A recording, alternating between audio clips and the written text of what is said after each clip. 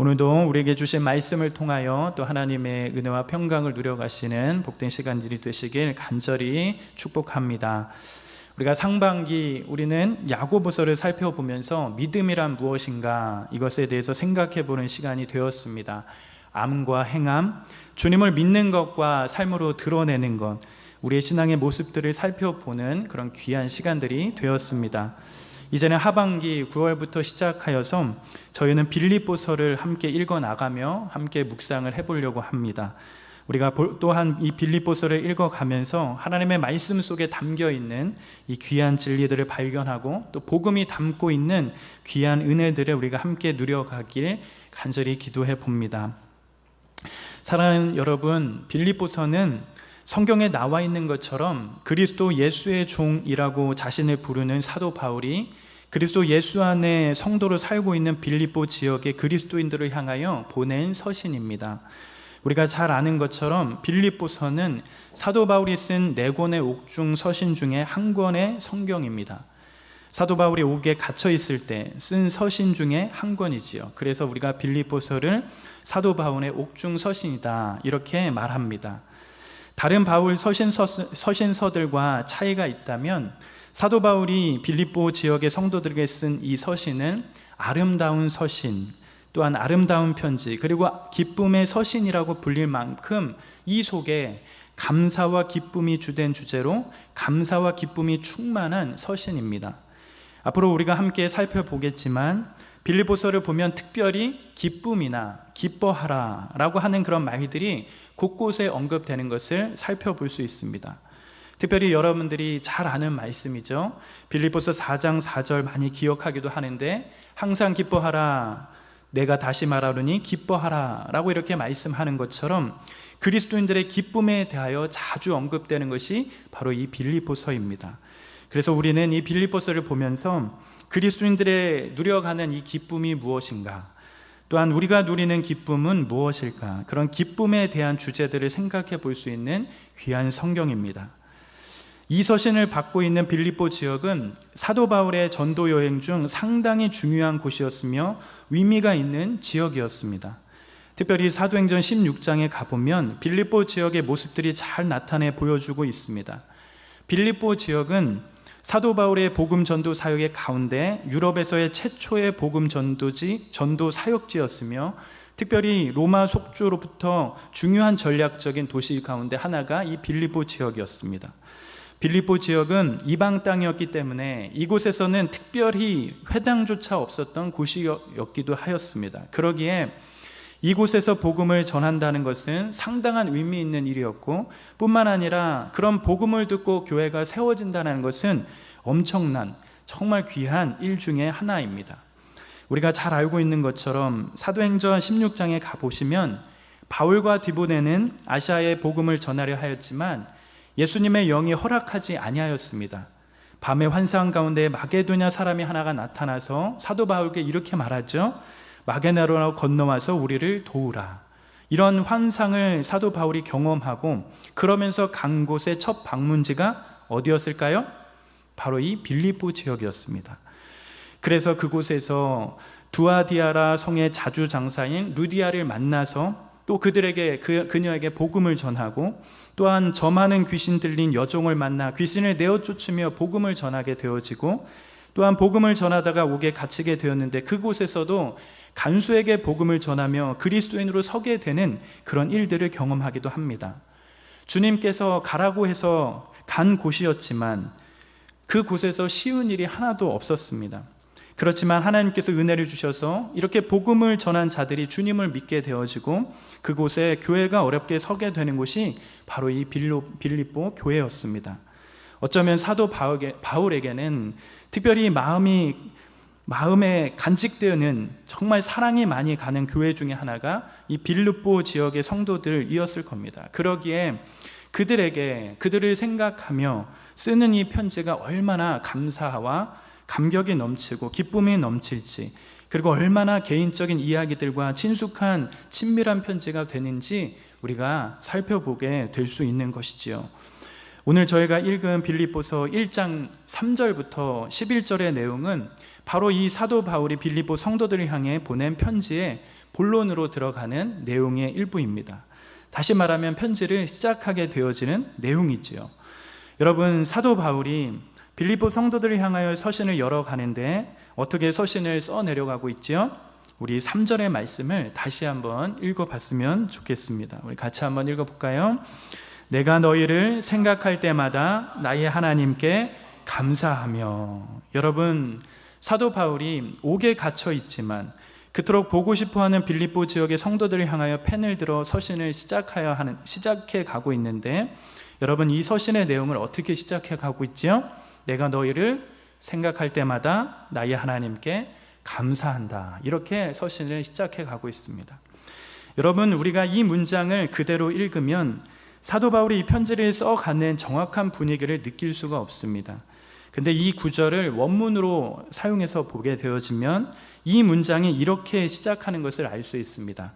바로 유칼리스토라고 하는, 즉 내가 감사한다라는 헬라어 동사로 먼저 시작하는 것을 알 수 있어요.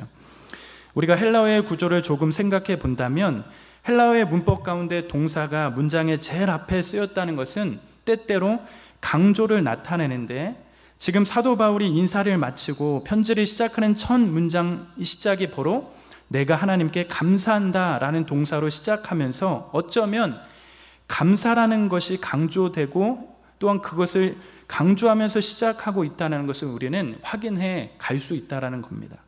다시 말하면 사도 바울이 빌립보 지역의 성도들에게 편지를 쓰며 가장 우선적으로 힘주어 강조하고 싶은 것이 무엇이라는 거죠?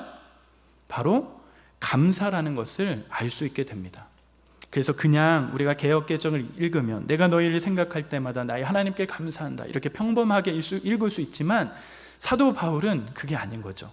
소리를 치는 겁니다. 내가 하나님께 감사한다 라고 이렇게 얘기하면서 강조를 하고 있다라는 거죠. 자, 그러면 여러분, 여기서 우리가 하나 생각해 볼 부분이 있습니다. 그것은 바로 사도 바울의 처지가 이렇게 힘을 주어 감사할 수 있는 그런 처지인가라고 하는 것입니다. 사도 바울의 편지를 열어가면서 감사를 이렇게 힘주어 강조하고 또 고백하며 운을 띄우는 그런 상황 가운데 있는데, 정말 사도 바울이 이 감사를 강조하고 힘주어 쓸 수 있는 그러한 위치에 있었는가, 우리는 생각해 볼 수 있습니다. 여러분, 서두에 이야기한 것처럼 사도 바울은 지금 어떤 상태일까요? 복음을 전하다가 어디에 갇히게 됐습니까? 어디요? 옥에 갇히게 되었어요. 옥중서신이라고 했지 않습니까? 옥에 갇히게 되었습니다. 그 가운데 지금 사도 바울이 지금 옥에서 자신이 만났던 그리스도인들에게 편지를 쓰고 있는 상황이라는 거예요.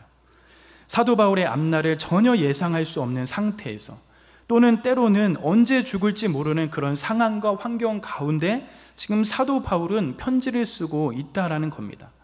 그렇다면 여러분, 사도 바울의 처지가 그런 상황이라면 여러분 어떻게 해야 하는 것이죠?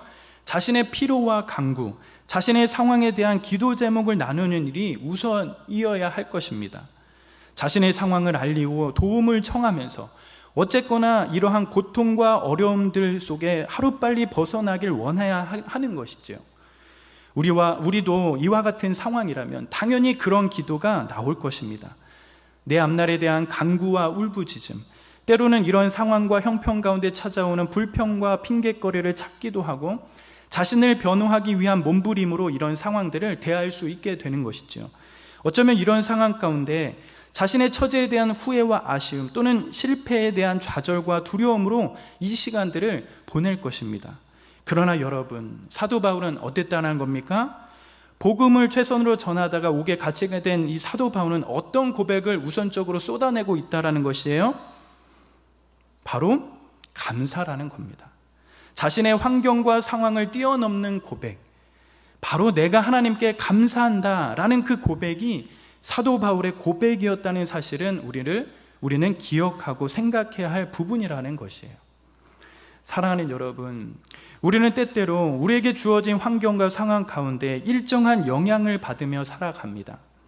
기쁠 때도 있고 때로는 슬플 때도 있고, 또는 부할 때가 있으며 가난할 때도 있습니다. 때로는 행복할 때가 있고 불행한 일을 당할 때도 있습니다. 또한 잘 나갈 때도 있고 어려움을 경험하는 때도 있습니다. 우리 앞에 일어나는 여러 가지 환경과 상황들을 우리는 경험하며 때로는 그것에 영향을 받고 살아가지요. 아마도 이러한 상황과 환경 가운데 전혀 영향을 받지 않고 살아가는 사람들은 거의 없을 겁니다. 모두가 이러한 현실 가운데 살아가게 되는 것이죠.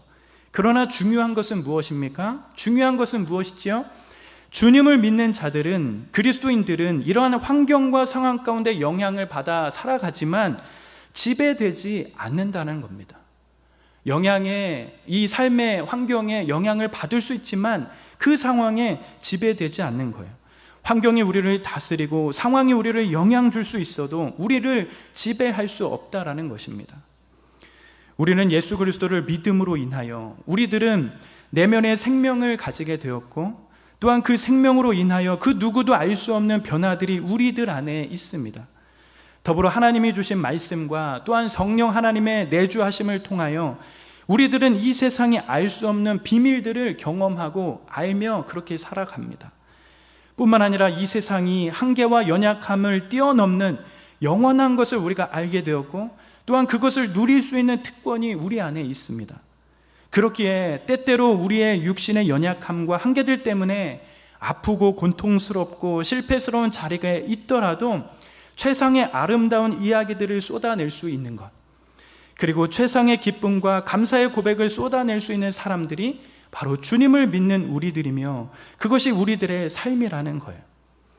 우리는 이 세상의 절대적인 것들에 대해, 이 세상의 절대적인 것 앞에 절대적인 것을 상대적으로 볼 수 있는 눈이 있고, 그것이 이 세상과 차이를 드러내며 그렇게 살게 만들게 됩니다.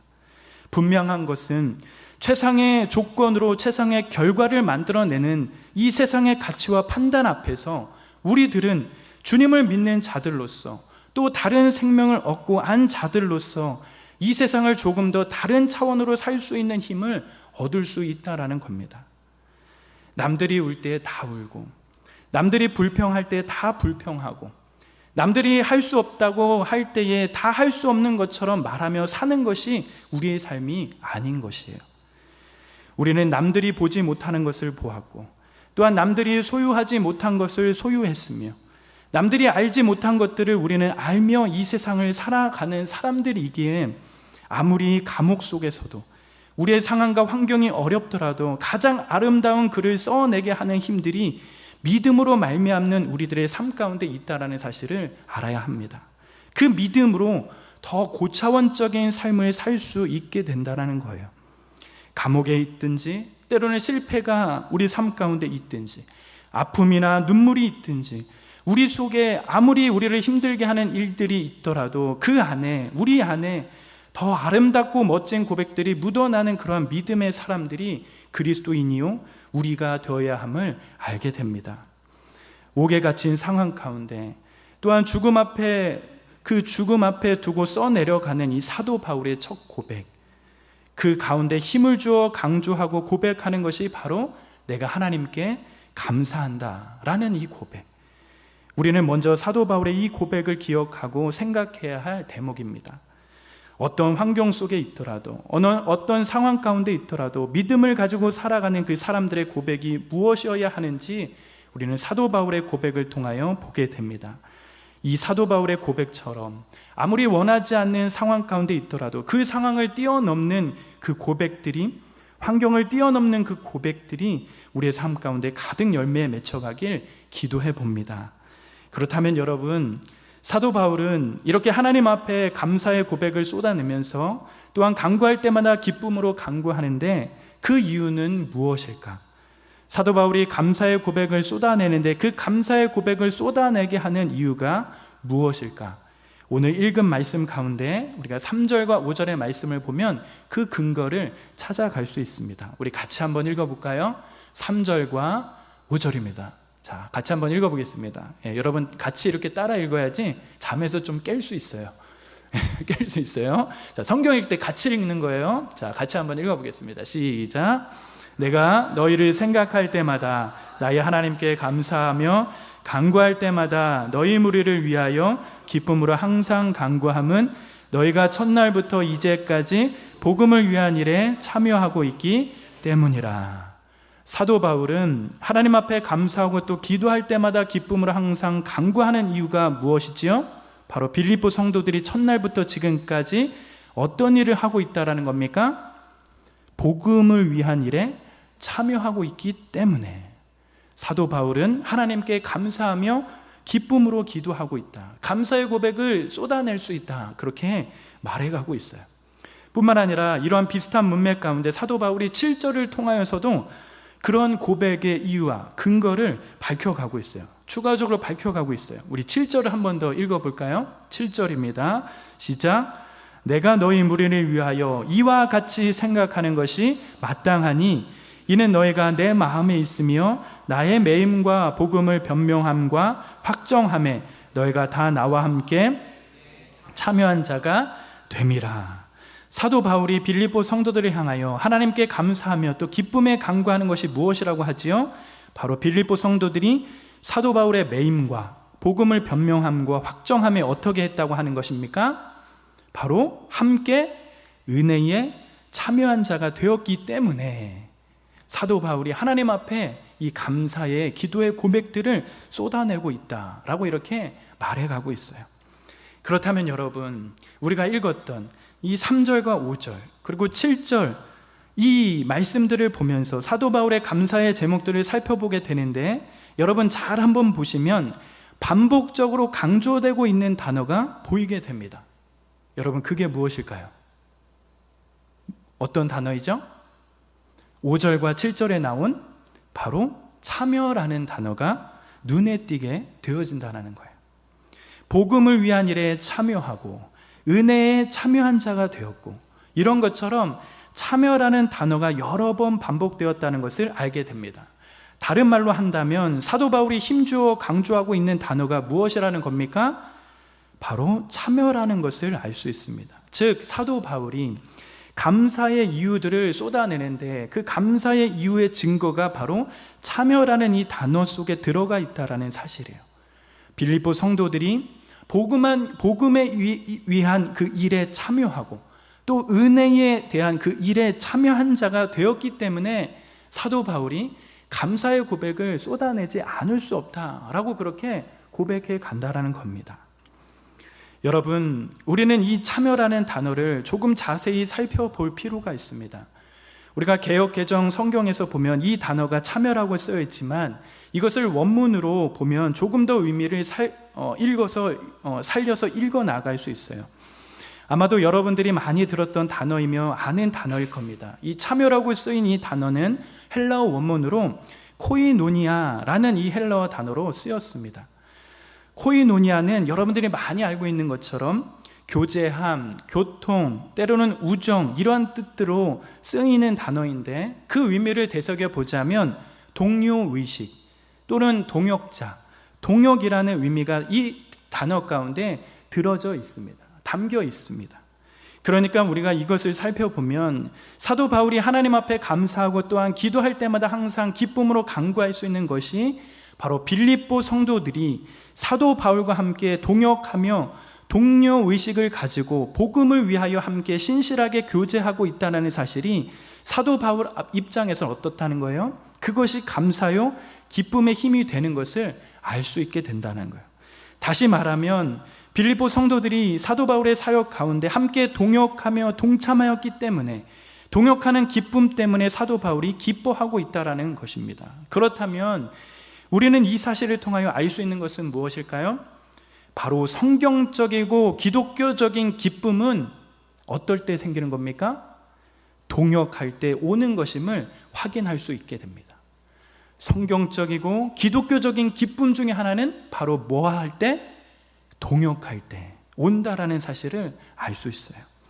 다른 사람과 더불어 주님을 섬기고 다른 사람들과 더불어 주의 일을 함께 감당할 때 그리스도 안에서 그리스도인들이 기쁨으로 누릴 수 있다는 것을 알 수 있게 됩니다.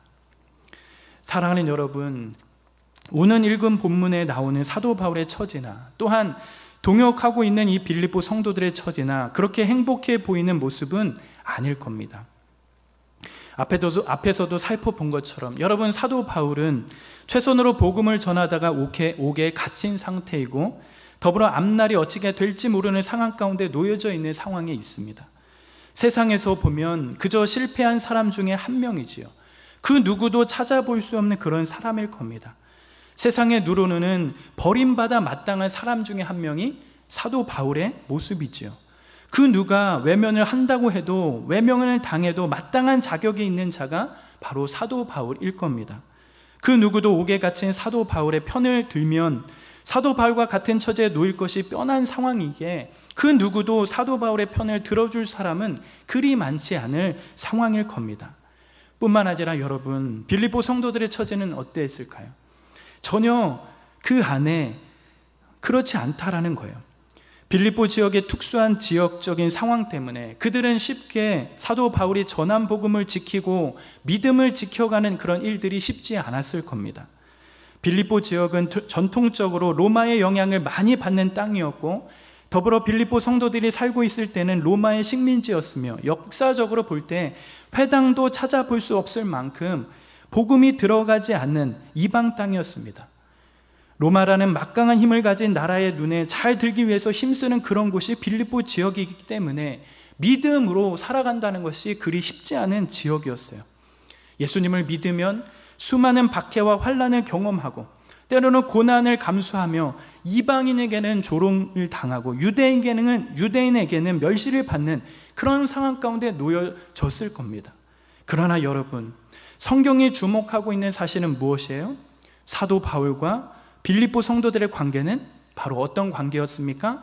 코이노니아, 동역이 일어나는 그런 관계라는 것을 성경은 말해주고 있다는 거예요.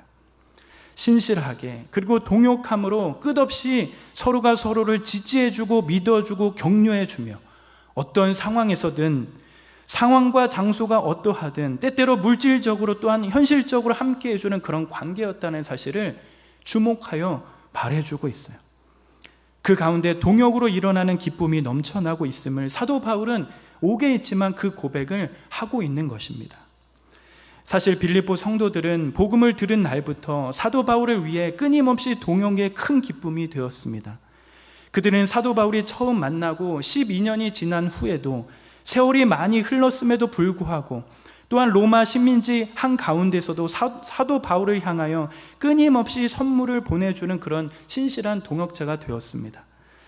빌립보서 4장 14절과 15절에 보면 알 수 있듯이 사도 바울의 괴로움에 함께 참여한 교회가 빌립보 성도들이었고, 또한 복음을 처음 전한 마게도니아 지역에서 사도 바울의 사역에 함께 동역한 교회가 빌립보 교회 이외에는 아무도 없을 정도로 빌립보 교회의 동역은 사도 바울의 삶 가운데 큰 힘이 되었다라는 거예요.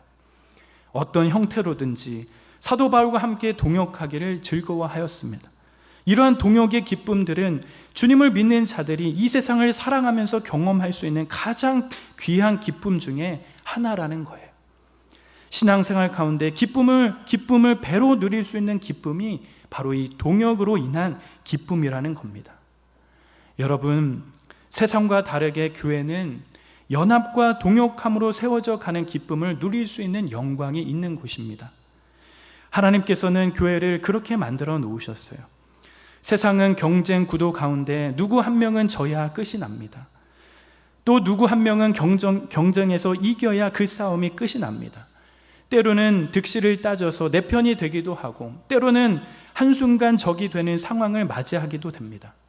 죄가 만연한 이 세상은 그것이 세상의 법치요 가치가 되었습니다. 죄가 들어와 이 세상을 죽고 죽이는 세상으로 만들었습니다. 그러나 하나님께서는 이 세상, 그러한 세상 한가운데 교회를 세우실 때 이 동역의 끈으로, 또한 연합이라는 끈으로 세상에 맛볼 수 없는 코이노니아의 이 귀한 관계로 그리스도인들을 부르셨다라는 거예요. 이 동역의 기쁨을 맛보지 못하고 누리지 못한다면 여러분 어떻겠습니까?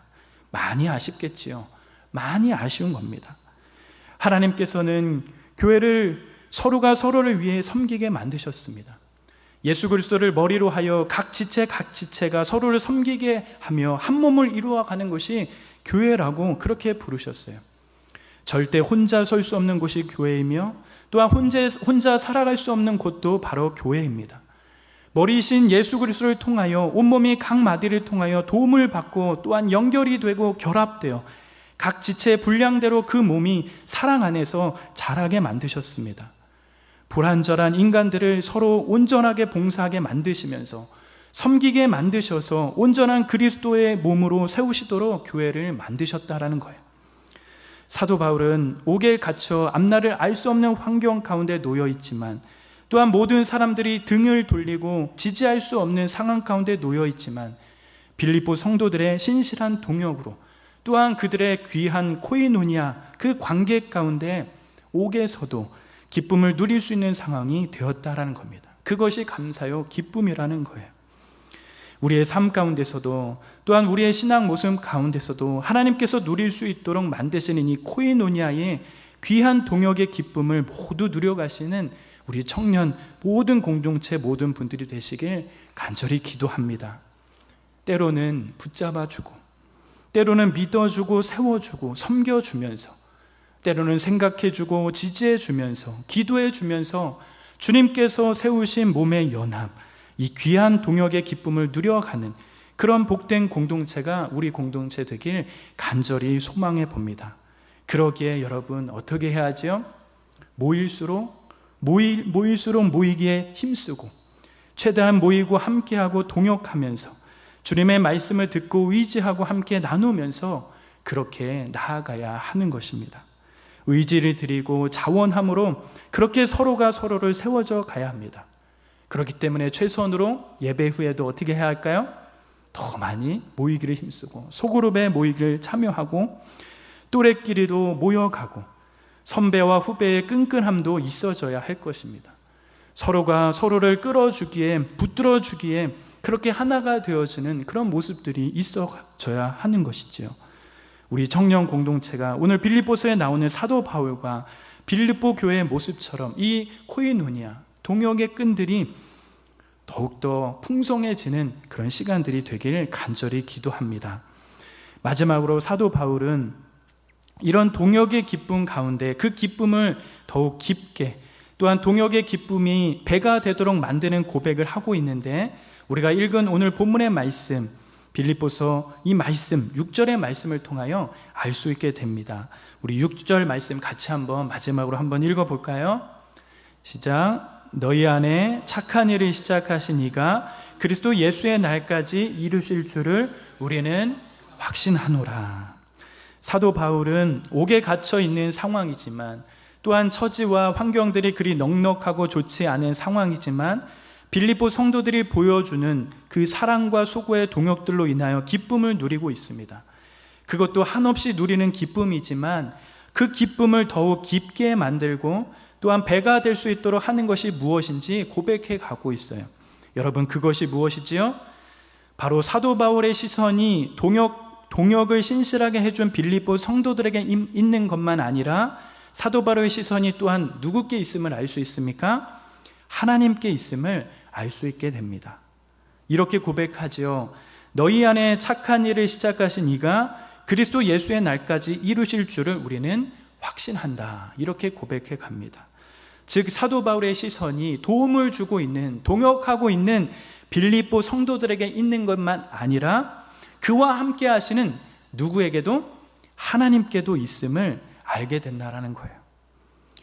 빌립보 성도들에게만 의지하지 않고 누구를 위지해 가고 있는 겁니까? 하나님을 위지해 가고 있다는 사실을 알고 있어요. 그것이 이 동역의 기쁨을 더 배가 될 수 있도록 만들어 간다라는 겁니다. 사랑하는 여러분, 우리는 때때로 사람들에 대하여 실망하고 좌절하며 불안감을 느끼며 살아가곤 합니다. 때때로 사람들의 작은 실수가 나에게 큰 아픔이 되어 다가올 때도 있습니다. 그것이 아무 의도 없이 할 때에도 나에게 상처가 되어 돌아올 수도 있습니다. 사람과의 관계를 늘 고민하며 우리는 살게 되지요. 어쩌면 그것은 당연한 인간이 갖는 심리적인 상태일 수 있습니다. 사람은 늘 불완전하기에 완전할 수 없기에 매사에 사람과 사람 사이에는 이러한 실수들로 인하여 넘어지고 시험 들게 하게 되지요.